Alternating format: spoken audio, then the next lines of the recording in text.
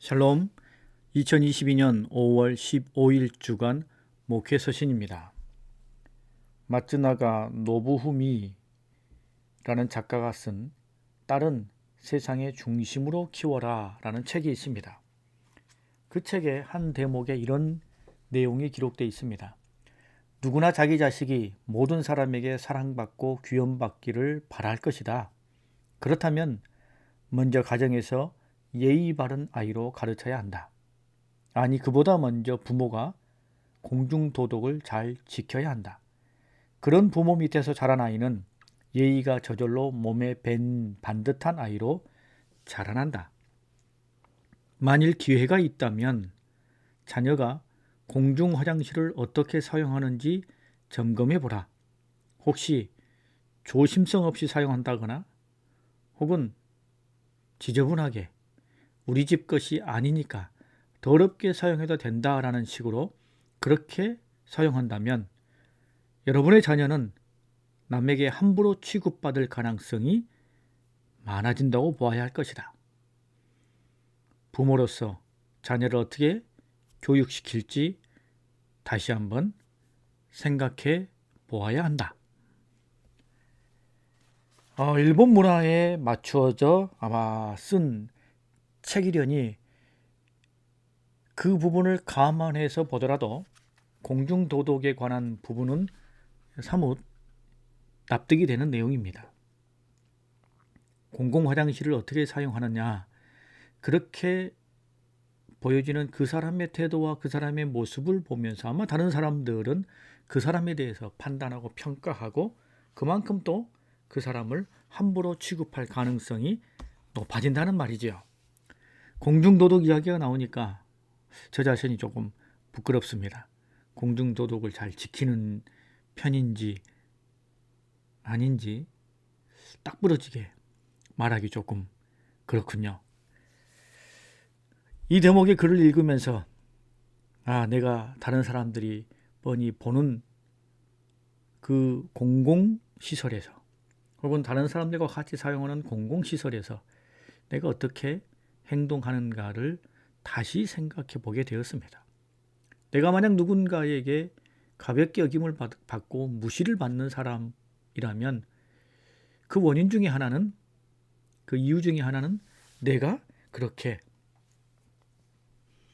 예의 없고 또 규범없는 생활을 하는 모습을 다른 사람들이 보았기 때문에 나를 그렇게 판단하고 그렇게 대한다라고 생각해도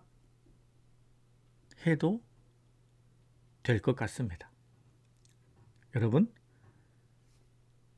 우리 자신의 삶의 모습, 특별히 가정에서의 삶뿐만 아니라 공공장소에서의 우리의 삶, 그리고 공공장소에서의 우리 자녀들의 도덕과 예의범절, 이것이 곧 사회생활과 그리고 자기 자신에 대한 자존감이나 혹은 상대방에 대한 인식에 중요한 역할을 미친다라는 사실을 생각해 보는 그런 이 한 주간이 됐으면 좋겠습니다. 오늘 우리에게 주신 하나님의 말씀은 창세기 14장 13절부터 16절까지 말씀입니다. 도망한 자가 와서 히브리 사람 아브라함에게 알리니 그때 아브라함이 아모리 족속 마므레의 상수리 숲을 근처에 거주하였더라. 마므레는 에스골의 형제요 또 아넬의 형제라. 이들은 아브라함과 동맹한 사람들이더라. 아브라함이 그의 조카가 사로잡혔음을 듣고 집에서 길리고 훈련된 자 318명을 거느리고 단까지 쫓아가서 그와 그의 가신들이 나뉘어 밤에 그들을 쳐부수고 다메섹 왼편 호바까지 쫓아가 모든 빼앗겼던 재물과 자기의 조카 롯과 그의 재물과 또 부녀와 친척을 다 찾아왔더라. 아멘. 소돔으로 갔던 롯이 오늘 이 사건뿐만 아니라 그 이후의 사건에서도 여러 차례 어려움을 겪게 됩니다.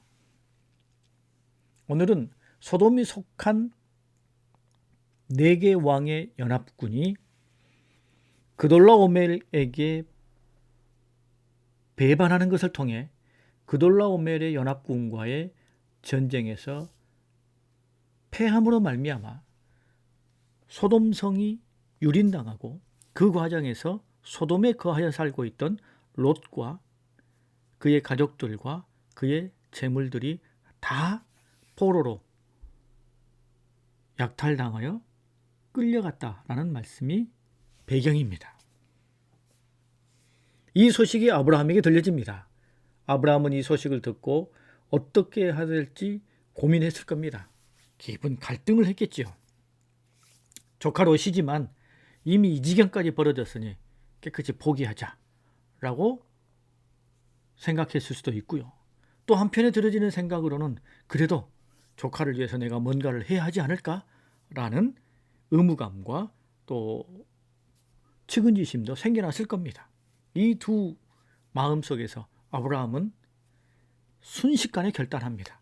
무엇을 할지 결정하고 결단하게 되죠. 아브라함이 결정하고 결단한 방향은 무엇이었습니까?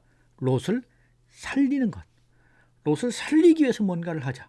롯을 구출하기 위해서 뭔가를 하자라고 결단합니다. 그리고 그 결단은 자기 자신을 내어주는 것이 되었죠. 아브라함이 롯을 구출하기 위하여 자기 자신을 내어준 것은 곧 전쟁을 불사한 것입니다. 그가 처해 있는 상황은 꽤 어려웠죠. 그는 전투에서 잔뼈가 굵은 사람도 아니었고 뿐만 아니라 먼 거리를 이동해서 그돌로 오멜의 군대를 추격해야만 했고 또한 수적으로도 열세였습니다. 그러니 전쟁에 선뜻 나선다는 것은 자기 자신을 죽음의 현장에 내어던지는 것과 같은 거죠. 이 전쟁에 지게 되면 모든 것을 잃게 됩니다. 목숨을 잃을 수도 있고 자신이 포로가 될 수도 있고 자신의 가정도 가족들도 다 무너지고요. 그간에 쌓아올렸던 삶의 터전과 물질도 다 흩어져 버리고 마는 거죠. 아브라함은 롯을 살리기 위해서 자신의 모든 것을 걸었습니다. 아브라함의 이 모습의 소리는 우리를 살리기 위해서 모든 것을 걸고 감내하신 우리 예수님의 모습을 생각하게 됩니다. 주님께서 인간의 몸을 입고 이 세상에 오신 것도 또 율법학자들, 제사장들, 바리새인들에게 배척받고 비난받으셨던 그 모든 것도 십자가를 지시기까지 주님께서 모든 것을 감내하신 것은 오로지 우리를 살리기 위함이었다라는 놀라운 사실이요 은혜입니다. 여러분, 아브라함이 조카를 살리기 위해서 그와 같은 일을 했다는 것은 참으로 대단한 일입니다. 자기 자녀도 아니고 또 더 가까운 혈족도 아니었습니다. 조카였습니다. 하지만 아브라함은 그와 같은 일을 했습니다. 그것을 통해 우리에게 하나님께서 예수님을 우리에게 보내셔서 우리를 살리시기 위해서 참으로 놀랍고 위대한 일을 친히 감당하셨다라는 것을 우리에게 다시금 깨닫게 해주십니다. 여러분, 우리는 그와 같은 은혜를 받은 존재라는 사실을 잊지 말아야 할 것입니다. 이제 생각하게 됩니다. 우리도 우리 주변에 구원받아야 할 누군가가 있다면, 꼭 살아야 할 누군가가 있다면 어떻게 해야 될까요? 오늘 아브라함처럼, 주님처럼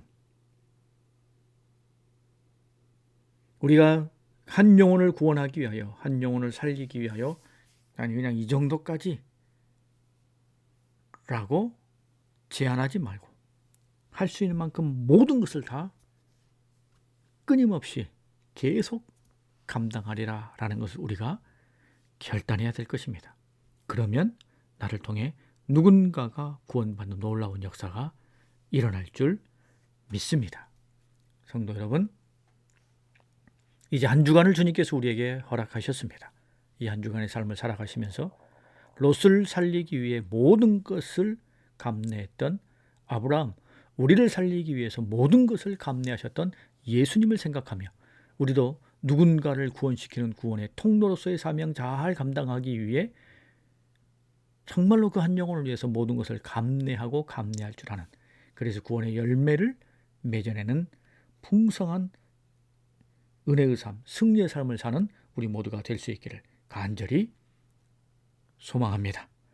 이 한 주간 우리가 은혜의 나눌 찬양은 최준익이 부르는 하는 일마다 잘 되리라.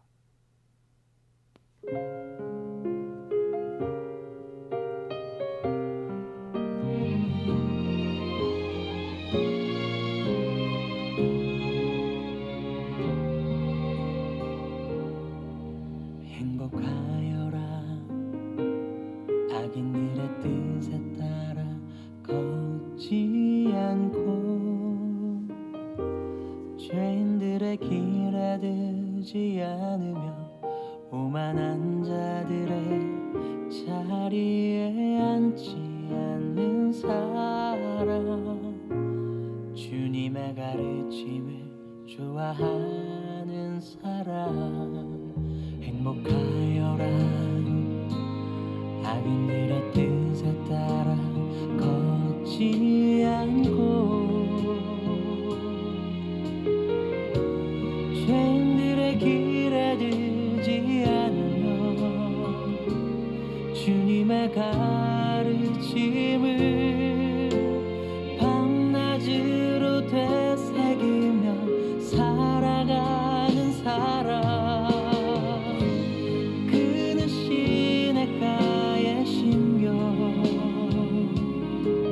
제때에 풍성한 열매를 내며 잎이 시들지 않는 나무와 같아서 하는 일마다 잘 되리라.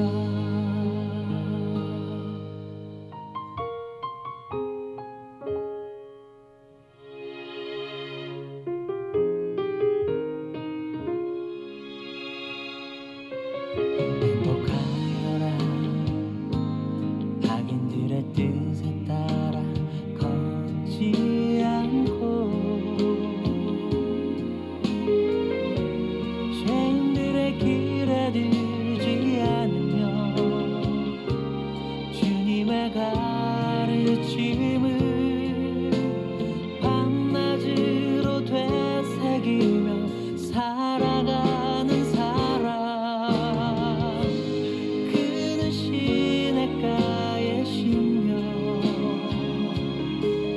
제때에 풍성한 열매를 내며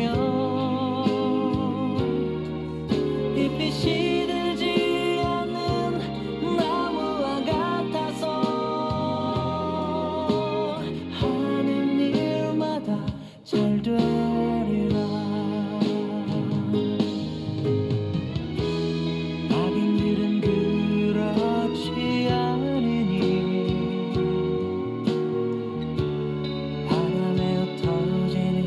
겨와 같아라. 죄인들은 의인들이 모인 자리에 감히 서지 못하리라. 그는 시냇가에 쉬며 제때에 풍성한 열매를 내며 잎이 시들지 않는 나무와 같아서 하는 일마다 잘 되리라. 잎이 시들지 않는 나무와 같아서 하는 일마다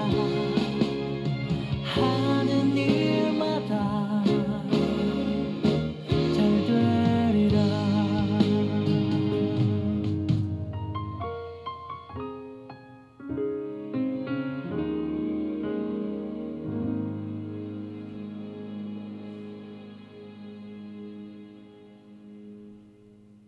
성도 여러분, 이 한 주간도 우리 주님 안에서 활짝 웃어요.